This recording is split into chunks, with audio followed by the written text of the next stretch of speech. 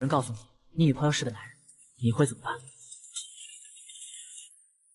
有人加我微信，申请理由竟是让我来揭穿你女朋友的秘密。我将其加上后，对方马上发来一条消息：陈木，你喜欢男人还是女人？一上来就直呼我的名字，让我感觉这是某个熟人在捉弄我。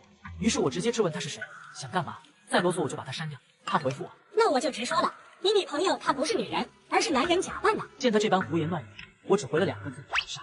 然而他仍不停发消息，我虽没回，但看了。你想想，你女朋友为什么声音比正常女人粗？为什么她从来都不穿紧身的裤子？又为什么从来不跟你同房？看完这些，我不由愣住了，因为他说的竟然全中。我和对象1个月前在同城群里相识，她模样清秀，只是声音确实与寻常女人不太一样。她自称是保守的女人，想等结婚后再把身体割，不喜欢轻浮的男人，所以我一直也没对她有过越界之举。这人又发来一张照片，竟是我女朋友重在西子的场景。如果你不信我的话，现在就立刻赶到你女朋友家，一切就真相大白了。我二话不说冲出家门，倒不是我信了女朋友是男儿身要去揭穿，只是她都被人偷拍了，我怎能不急？到我女朋友家门口，门半掩着，我突然冒出个念头，会不会是女朋友用小号跟我聊的？一来试探我对她是否上心，二来想借此让我看到她的身体，然后跟我生米煮成熟饭。想到这儿，心里还一阵激动。我小心翼翼地走向卫生间，他家卫生间的装修类似酒店，洗澡的地方是玻璃门，所以在离卫生间3、4米时，我就看清了里面的情景。此时他正站在喷头下，长发凌乱地散着肩，而他的胸口竟然有胸肌。再看他的胯下，真的是带满了。我只觉胃里一阵翻滚。天哪，这些天我竟然一直跟一个男人拉手亲嘴。回到家里，我趴在床上大口喘着粗气，这一切来得太过突然，简直就是一场噩梦。我不停思索，他既然是个男的，为啥要装成女生跟我谈恋爱？我既不是官二代，也不是富二代，他贪图我什么？最终我认定只有一个解释，那就是他是个基佬，简直太恶心变态了。这时传来一阵急促的敲门声，打开门，我愣住了，门口站着2个警察。你和一个案子有关，要带你回去调查。一个40岁左右的中年警察简单询问了我的情况后，扔给我几张照片。认不认识照片？拿起照片一看，正是我的女朋友方琳，或许该说是男朋友。我告诉警察认识，接着继续看照片。这些照片都是在方琳家卫生间拍的，都是她的裸照。再次看到她的男神，我依旧想吐。照片中的方琳躺在地上，披头散发，身体苍白，毫无血色。她的双目严重往外突出，疑似死不瞑目的人。我的心猛地一揪，方琳死了。我昨晚去过她家，不会把我当成凶手。着急的一股脑将我和方琳的事，以及昨晚那个加我微信的人的情况，都向警察交代。第一个发现方琳尸体的是他家楼下的住户，他们听到楼上放了一夜的歌，觉得不对劲，就上楼查看，然后发现了卫生间里的方琳。当时方琳还是站着的，用水冲着墙。实际上，当时的方琳早已死亡，凶手故意将她的身体改成那样，让她撑着墙站着。所以当楼下住户轻轻身上的一碰，她就倒在地上。也就是说，我去看方琳时，她已经死了。陈木，没有别的什么需要交代的。我摇了摇头。一大晚上不到你女朋友家，看到她变成这副模样，就真的什么也没干，直接跑回家了。警察大哥，我一下子得知我对象是个男人，我哪里还受得了？还能干什么？我当时真没看出来他已经死了，要是看出来了，我肯定也会报警。陈木，要么是你太单纯，和方琳真的保持着纯洁的关系，要么就是你在撒谎，而你最好别露出破绽。我不知道为何觉得我在撒谎，而他却突然指了指照片，叫我仔细看的方琳的脖子。我发现方琳的脖子上似乎有一圈疤，像是一圈肉色的线缠着。你的女朋友并不是男人装的，她确实是个女人，而她的身体是别人的身体。刚开始我没明白国字脸的话，但很快我反应过来，随后头皮一阵发麻，脊背发凉，感觉身体的每一根汗毛都竖了起来。方琳不是男人，他被杀了，而且同时被杀的还有另一个和方琳身形相仿的男人。方琳的头颅被割了，缝到了这个男人的脖子上，我女朋友的脑袋竟被缝到另一具尸体的头上。得知此事，我的大脑一片空白。方琳是个社会关系简单的女孩，怎会有人用如此变态的手段加害于她？想起昨晚加我微信，网名叫偷窥者的奇怪分子，这个偷窥者即便不是凶手，也是帮凶，至少他知晓事情的真相。我把这想法告知眼前的国字脸警察，然而当看到他那冰冷的目光后，我便闭了嘴。我明白他在怀疑我，之前我已将偷窥者的事向他讲述，若我再强调这个，他只会越发怀疑我在掩饰什么。国字脸的手机突然响起，他便出去接电话，没一会儿他就回来了。回来后的第一句话便是说我可以走了。或许他们调了监控录像之类的，确定了方琳死时我有不在场证明，所以才将我释放的。他给了我一张他的名片，有情况第一时间和我联系。国字脸叫和平，是刑警。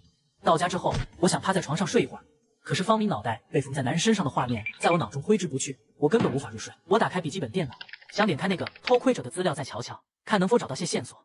结果未发现有用的资料，只有一句签名：喜欢你的秘密。无奈的关掉他的资料。就在我准备关机时，偷窥者突然给我发来消息：陈木，现在相信我了吗？你女朋友是个男人。你到底是谁？想干什么？我已经知道真相了，我女朋友就是女的，她是不是你杀死的？她没有正面回答我的问题。我会让你相信的，这还只是个开始。我的手机突然响起，居然是和平打来的。你现在在哪呢？不在家。你哪也别去，就待在家。哪也别动，我马上就到。为啥？他给我讲了原因。而在听了和平的话之后，吓得全身起了一层鸡皮疙瘩。之前在警局我讲了偷窥者的时候，他们就实时追踪这个微信了。刚才他们发现这个微信登录了，而登录的 IP 竟然是我家。我家有2台电脑，一台是书房的台式机，还有一台就是我身旁这台笔记本。偷窥者在我家登录了微信，那么此时他一定在书房。我心里非常害怕，因为这肯定是一个嗜血的变态，所以我很想听从和平的话，哪也别去。不过很快我就意识到，他肯定是想嫁祸于我。等和平来了，若在电脑键盘上只有我的指纹，那我就完蛋了。所以我绝不能让这个偷窥者离开我家。我也豁出去了，壮着胆子立刻冲向书房。书房没人，不过电脑果然开着。我家书房里也没有能藏匿的箱子和柜子，也就是说那个人并不在房间。由于我没听到大门打开的声音，所以我判断他只是离开了书房，但并未离开我家。他可能躲在客厅的某个角落，还在偷窥着我的一举一动。我走出书房，在客厅里搜寻起来，不过我跑了一圈，仍毫无发现。好端端一个人，怎么可能说没就没？我感觉不可思议。就在这时，我家大门传来了咚咚咚的敲门声，我以为是和平到了，就过去准备开门。不过我留了个心眼，喊了2声和平，没人回应我。我从猫眼里往后看，门外依旧没人。我把门打开，发现门口放了个半米高的盒子，我没敢把这盒子拿回家，就在门口等和平到来。他看到我在门口时挺生气的，为什么不听话，待在房间里？我也没隐瞒，说我想找到那个藏在我家的人，只是没成功。和平就那样盯着我看。陈木，你比我想象中的要冷静得多。我心想，冷静你大爷啊！刚才我尿都要吓出来了，可是这凶手杀我女朋友不说，还躲在我家，这明显是要气到我头上拉屎了。我能不去找他吗？打开盒子，里面是一个冷藏柜，直觉告诉我这里面绝对不是什么好东西，可能是人的残肢。打开了冷藏柜，出乎我意料的是，里面是空的，不过有一张纸条，上面写着：陈木，将你家冰箱最底下一层的那个东西放进这冷藏柜，然后以你的名义寄到这个地址。凶手居然让我把冰箱里的东西放进冷藏柜，我不禁好奇，我家冰箱底下一层究竟藏着什么？我这人肠胃不好，冷冻层基本一直是空的。怀着这份好奇，我走向冰箱。和平拦住了我，他戴上白手套，主动去帮我开冰箱，大概是怕我破坏可能存在的线索。他打开冰箱，当我看清里面的东西，瞬间吓得双腿不停颤抖。那是一个人头，这颗头颅就这么突兀的出现在抽屉里。由于被冷冻，他的头发和眉毛都结了霜，那双眼睛还睁着，死死的往外看。和平倒是没有像我这般慌乱，只是嘀咕了一句：果然是他。这是谁？昨晚发现你女朋友那诡异尸体后，我们就着手去查那缝了你女朋友脑袋的无头尸的身份。这人叫刘洋，是一个小的化妆品制造商。也就是说，凶手杀了刘洋后，将他的脑袋放进了我家冰箱。我实在不明白他为何这样做，更不清楚他为什么让我以我的名义把这颗人头寄到那个地址。我向和平投去求助的目光，想征求他的意见，要不要听从这张纸条的要求去做。和平冲我点了点头，让我把这颗人头寄出去。他这么做应该是想顺藤摸瓜，抓住收件人，可我总觉得事情没那么简单。就在这时，和平接了一个电话，挂掉后，你跟我走一趟。路上我才知道发生了什么。那个帮刘洋和方林组合起来的尸体验尸的法医郑伟死在了解剖室。我实在想不通，和平为什么要带我去解剖室看现场。等到了解剖室，病床上躺着一具尸体，正是我女朋友方林。虽说我在照片上见过一次，但亲眼目睹时，我依旧倒吸了一口冷气。然后我才发现，地上还躺着一具尸体，应该就是死去的法医。在这个法医的尸体旁，还蹲着一个女人，她背对着我。虽说只能看到背影，但我能看出这绝对是个美人胚子。要不是看到她穿着白大褂，我真难以想象这样一个美女竟然是个法医。死者郑伟，死亡原因是被掐住脖子后窒息而亡。监控调了看没有？解剖室里的监控很巧合的坏了。至于解剖室附近的监控，已经调看过了，并没有发现除了郑伟之外的第2个人进入过解剖室。如果真没人进来过，难道是自杀？死者脖子上有没有可以提取的指纹？确实有指纹，已经交给化验科了。老何，这件案子和我们悬案组最近侦破的一件案子有很多共同之处，我们已经并案调查，现在我已经接手了。你们刑警队有什么问题？由国内最年轻的犯罪心理学专家亲自接手调查，我自然会全力配合，只是希望能早点将凶手绳之以法。陈木，男，24岁，性格内向，在网络上却是个活跃分子，非著名网络作家，内心有颗激情的种子，现实里却是个闷骚的屌丝，渴望成功并被认可，却一直碌碌无为。我读过你的小说，你有着很强的逻辑思维力，想象力丰富，如果将其用在犯罪上，将是个难缠的对手。这家伙居然在调查我，而且这口气分明就是诬陷。你啥意思啊？有你这样分析人的吗？你别误会，凡事有其利弊，你的思维如果用在正道上，将是个不错的助力。我想请你帮我分析这个案件。他堂堂一个心理学专家，怎么可能需要我这个屌丝帮他分析案件？我不懂什么分析不分析的，这是你们的事，我无权干涉。你随便说说关于这个案子，你的想法就行。哪个案子？郑伟法医为何独自死在解剖室？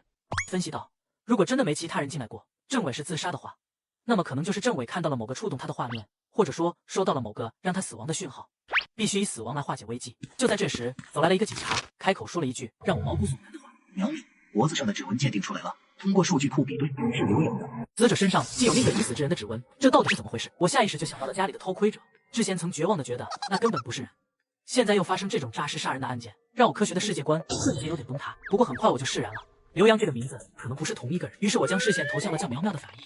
政委脖子上的指纹就是解剖床上这具尸体的。金泽扭头看向我，陈木，你怎么看？诈尸这种事你问我干嘛？你该请的道士来做法。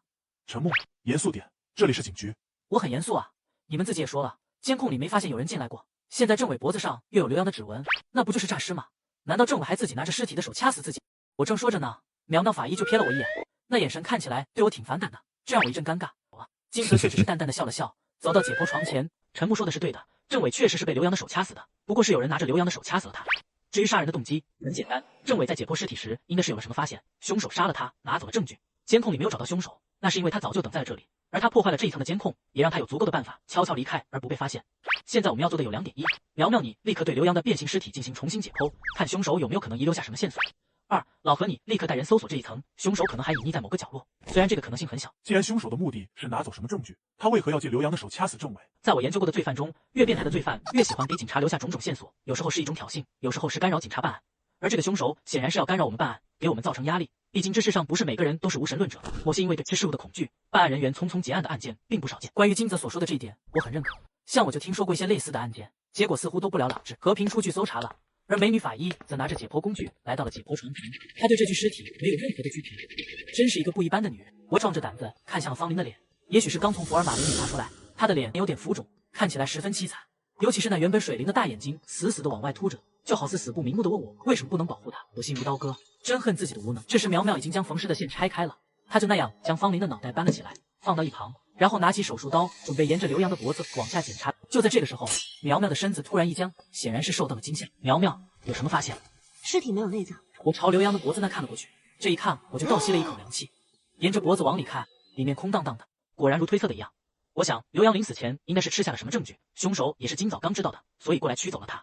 这证据应该是在刘洋的肠胃里，不过要想完全取出来也没那么容易，所以凶手掏空了他的内脏。要想拿走胃里的东西，这里刀具齐全，完全可以剖膛开肚。凶手为何要那么麻烦？你不是凶手，永远不知道凶手在想什么。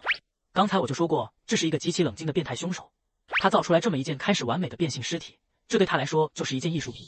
倘若剖膛开肚，那就破坏了这艺术品了。听了金泽的分析，说实话，我挺佩服他的。心理学专家就是专家，可以从罪犯的心理去揣摩案件。这时和平进来了，自然是没有找到凶手，然后他还小声跟金泽说了些什么，我没有听清，应该是刻意避开我。我也乐得不趟着浑水，既然你们要办案子，那我这外人就不掺和了，我先走了。如果有什么关于我女朋友案子的消息，我一定会上报的。我准备动身离开，金泽就突然开口喊住了我，慢着，跟我去一个地方。金泽让我跟他去一个地方，直觉告诉我这估计不是啥好事。金泽带我来的这个地方对我来说挺陌生的，但自我是认识的。金泽指了指火葬场的大门，陈木，对于这里有印象吗？你什么意思啊？我对这火葬场怎么会有印象？别激动，我就是问问你来没来过这里。我摇了摇头，我好好一大活人，没事来火葬场干啥？长不自在呢。之前你家那张纸条上所说的寄刘洋人头地址就是这。我沉默着不说话，而他则突然跟我说，陈木，你再好好想想，你真的没来过这里吗？我很干脆的摇了摇头。他说了一句很奇怪的话，好吧，白天不懂夜的黑。我正要问他是啥意思，他的手机突然响了。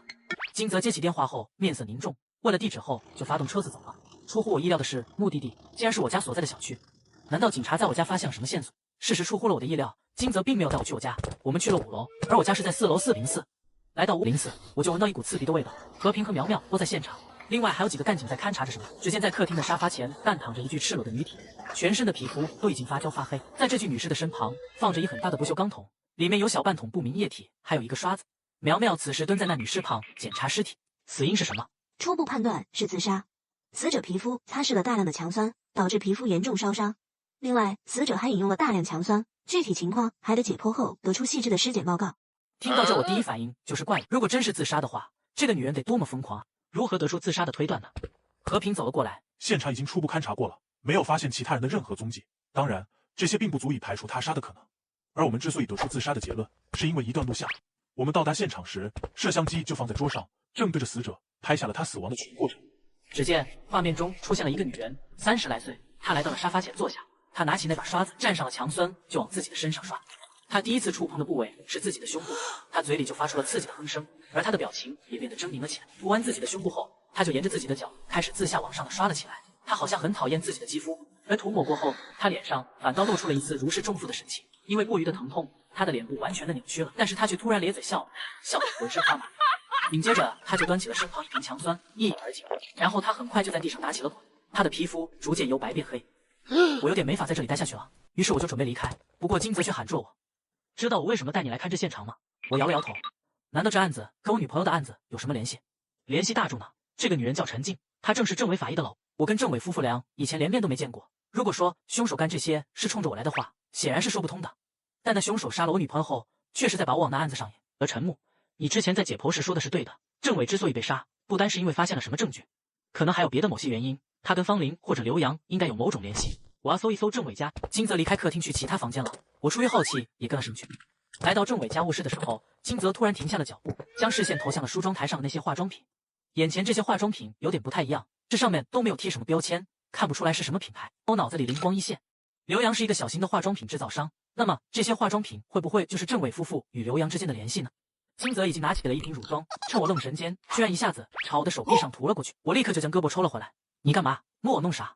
你不会是个基佬吧？要是这抹在你身上的乳液是用人肉做的，你觉得如何？我下意识的就甩起了自己的胳膊，想将这乳液给甩了。你别吓我啊，那多恶心！金泽则看着我，对，就是这个反应。倘若正常人得知自己一直使用的化妆品是人肉做了，那肯定受不了，会对自己的皮肤产生厌恶。陈静今天刚得知这消息，所以就干出了这样怪异的傻事。金泽喊来了苗苗，让他将这些化妆品给收集了回去化验。然后金泽又说，一定还有什么他遗漏了的细节没有找到。于是他就再一次在房间里搜索了起来。他钻进了床底下，从床底下找出来一大铁盒子。金泽直接打开了铁盒子，铁盒子里是一块很大的骨头，还有一件折叠起来的皮衣。苗苗将那块骨头给拿了起来，这是人的大腿骨。看来这政委还是个怪人啊，也不知道是不是利用自己的职务偷的。很快苗苗就拿起了那件我以为的皮衣，当他将那碗给撑开了，我才发现这就是完整的人皮，人皮的背部还有几行血渍。这是一张记录用人体的哪些部位制造化妆品的人皮清单。看完我整个头皮都麻了。金泽说对了，这些化妆品真的是用尸体制造的。金泽突然跟我说，陈木，这里没你什么事了，你先回去休息吧，晚上我会去找你的，给你看一个让你震惊的东西。金泽说晚上要带我去一个地方，给我看一个让我震惊的东西。我先回到家，我躺在床上就睡着了，被一阵敲门给吵醒。打开门，门外什么也没有。不过当我打算将门给关上的时候，我发现门上贴了张纸条，纸条上写着，将桌上的晚餐放冰箱吧，要不然就坏。我的心咯噔一跳，因为我睡觉时候门肯定是锁着的，怎么可能有人把晚餐送到我家桌子上？我立刻朝客厅的桌子跑了过去，就看到桌子上放了个塑料袋子，里面有一颗心脏和一块肝脏。我一下子就想到那失去了内脏的刘洋。我给金泽打了电话，金泽和我说他很快就会过来。我决定再仔细搜寻一下家里，看看哪里可以藏匿。就在我趴到客厅的沙发底下的时候，突然从我房间发出弹珠的声音。出于好奇，我朝着房间小心翼翼地走了过去。我并没有找到这颗弹珠，但也有可能滚到床底下去了。于是我就趴在了地上，朝床底下看。很快我真的看到一颗玻璃弹珠在床底下滚动，慢慢的它就安静了下来，一动不动地躺在那。我突然意识到我可能上当，对方估计就在我的房间里，他用这弹珠把我引过来，可能想害我。我猛地站了起来，可房间里却只有我一个人。我四处寻找，依旧没看到半个人影，但我的心却越发的不安了起来。突然我想到了什么，猛地抬头，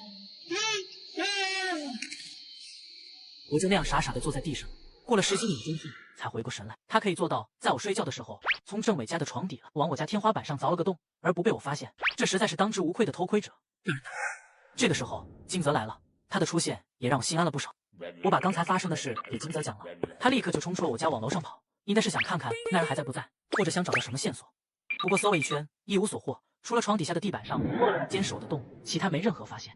在看了内脏后，陈木，你还真是不简单啊！你什么意思啊？这些真是别人送过来的，你要相信我。你不要乱想，我意思是你一个普通人，却害得凶手在你身上花这么多心思，你身上肯定有不简单的地方。那我就不知道了，也可能凶手是在利用我，分散你们警方的注意力。走吧，我说过要让你看到东西的，等会你就知道自己为什么不简单了。没想到目的地还是火葬场，不过现在天色已晚，我的脑子里突然就想起了金泽跟我说的那句话，白天不懂夜的黑。现在我似乎明白了过来，有些事白天是看不透的，需要晚上来看。陈木，我再问你一遍，你来没来过这里？肯定没有。金泽也没再多问。还记得我之前说过你女朋友这个案子和我们正在调查的一个案子并案倒查了吧？我点了点头。我知道你是心理学的专家，懂得如何打破人的心理防线，可我毕竟不是罪犯，有什么话就直说。金泽轻轻一笑，伸手打开了车载显示屏，视频是从火葬场大门开始录的，有一行人排成一队，刚好7个，他们看起来无精打采的，一跳一蹦的往前走，看起来就像是港片里的僵尸。这几个人，他们好些天前就已经去世了，不过在1星期前，他们一起跳出了火葬场，这就是我所说的和方林变性师并案调查的那件悬案。眼前这画面肯定就是电影小说中才出现过的赶尸吧？可是这赶尸的案子跟我女朋友的案子怎么会并案调查呢？再诡异惊悚的案件都是人为操控的，根本不存在赶尸之说，这就是一起偷尸的刑事案件，不是赶尸这死人怎么可能自己走出去？你看到为首的和队伍最后不敢露面的两人，他们不是死人，他们用弹力管连接着，中间这5具尸体之所以他们的胳膊绑在这根管子上，而为首的和最后那2个人，他们用肩膀扛着这根弹力，这2个人抬着5具尸体，看起来就像是赶尸花。原来这就是赶尸的秘密。我真的很佩服金泽的能力，一起灵异案件就这样被他给看穿了。可是这偷尸案跟我女朋友的案子有什么联系？因为我没明白他的意思，而他则将录像画面又往前调了约莫半分钟，然后让画面定格。我这才发现小树林里还站着一个人，而且这个人居然是我。金泽突然掏出来2样东西，一副冰冷的手铐，还有一张精神病院鉴定卡片。陈木，我再给你最后一次机会来回答我，根据你的回答，我会做出判断，是抓捕你，还是带你去做精神鉴定。陈木，你到底来没来过这里？这是金泽第3次问我是否去过火葬场，然而这一次我却无法像前2次那般果断摇头。我怔愣地看着定格的画面，一时之间竟不知该说些什么。突然，我有了新的发现，这人不是我，是有人在冒充我。虽然此人乍一看极像，但由于光线的缘故，且他并未完全露出正脸。更重要的一点是，他身上这件唐装我没有。不对，这不是唐装，这是寿衣。倘若你真的确定自己从未到过这里，那么要么就是有人假冒你，要么就是你忘记了。而倘若你是忘记了，你又怎能确定自己没有穿过这件寿衣呢？我觉得有必要带你去做一下精神方面的鉴定，你有异议吗？这种情况哪里还能有什么异议啊？来到精神病院，见到了一位名叫张文通的专家。不知为何，当他看向我时，我感觉他的眼神怪怪的，仿佛认识我似的。当我们坐定后，张文通说了一句让人摸不着头脑的话：陈木，还记得我吗？还想变回从前的样子吗？你这句话是什么意思？你认识我？他却突然张开嘴哈哈大笑起来，像是在嘲讽我。好了，这只是我的开场白，现在我们正式开始。原来他是故意挑动我的情绪，让我更快的进入鉴定状态。我还以为他真的与我有什么不可告人的秘密。鉴定开始了，他问了我各种各样的问题，我都如实作答。等完成这项测试后，金泽被张文通叫了进来，我们进行了最后一项测试——测谎。这一次是金泽对我进行测试，我戴上了测谎帽。金泽依旧问了一些熟悉的问题，比如我是否去过殡仪馆之类的，而我自然是遵从自己的内心，回答没有。然后测试结束了，我如同一个等待考试成绩的孩子一般，焦急地等待着张文通医生给出结果。最后，我松了一口气。你是一个正常人，没有精神病，也没有说谎。不过，你有轻微的精神疾病倾向。考虑到你是一个网络作家，需要构思自己的世界，有这方面的倾向也属正常。你还可能患有梦游症。记得父亲曾对我说过，我小时候就有梦游的毛病。长大后，我以为自己好了，现在想来，可能是因为我独自居住，所以没有人发现我还会梦游。难道金泽给我看的视频画面里的那个人真的是梦游的我？其他的一些案件会不会也与我的梦游有关？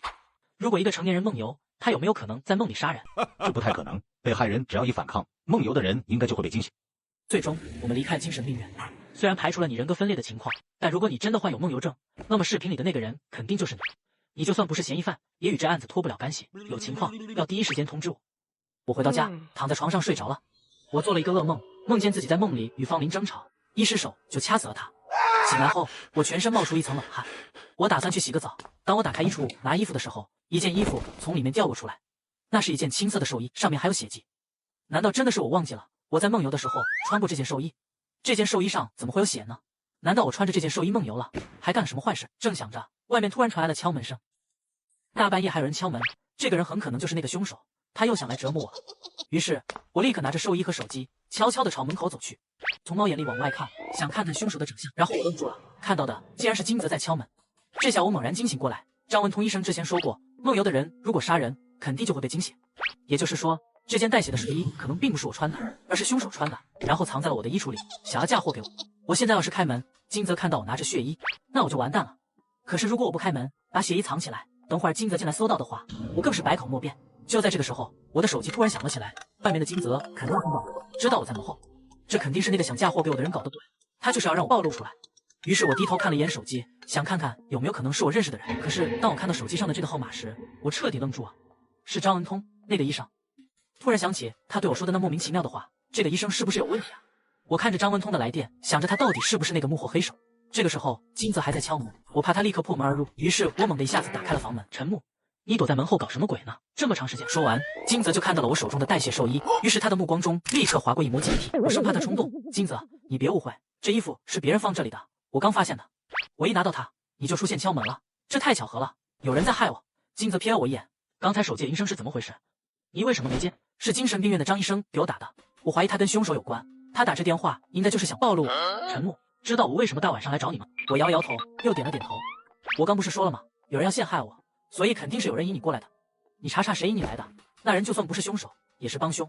而金泽却一字一句的开口说：“张文通死了，我来找你，是要带你去走一下现场。又死人了，而且还是不久前才给我做精神鉴定的医生，这怎么可能？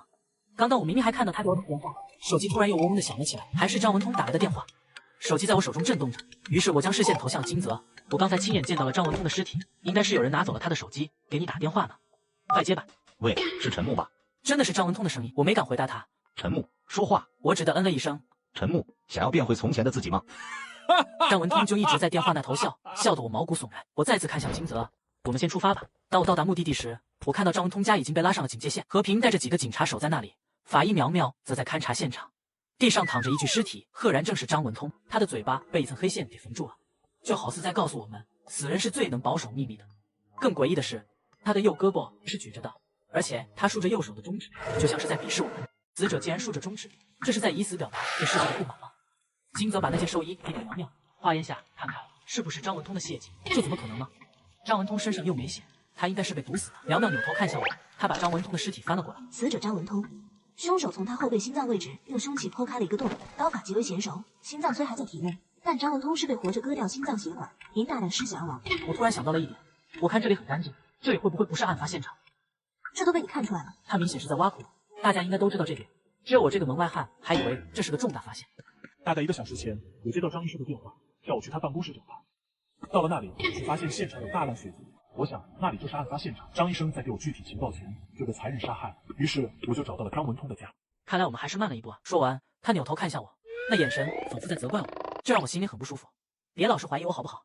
张医生在死前就说过了，我是正常人，就算我真的有梦游症，也不具备杀人条件。可是说完我又觉得不对劲，因为张文通在鉴定完我之后就死了，而在临死前他还通知警方说自己有什么发现，这让我的话听起来很没底气。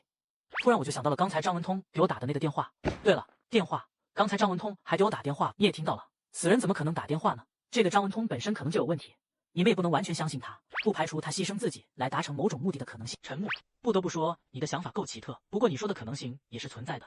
至于那个电话里的声音，我想应该是凶手在他死前就让他录下来的。苗苗，第一现场你拍了照片的吧？给我看看，还有没有其他什么线索？苗苗将一台摄像机递给金泽，金泽就翻看了起来。照片中的场景跟眼前的画面也差不多，没有什么不同的。而我在看到其中一张照片时，还真发现了不对劲的地方。眼前张文通尸体的左手是伸着的，但照片里张文通的左手是做出了一个类似6的手势，而右手那竖起的中指是表示数字1。这是搞什么鬼？非常6+1。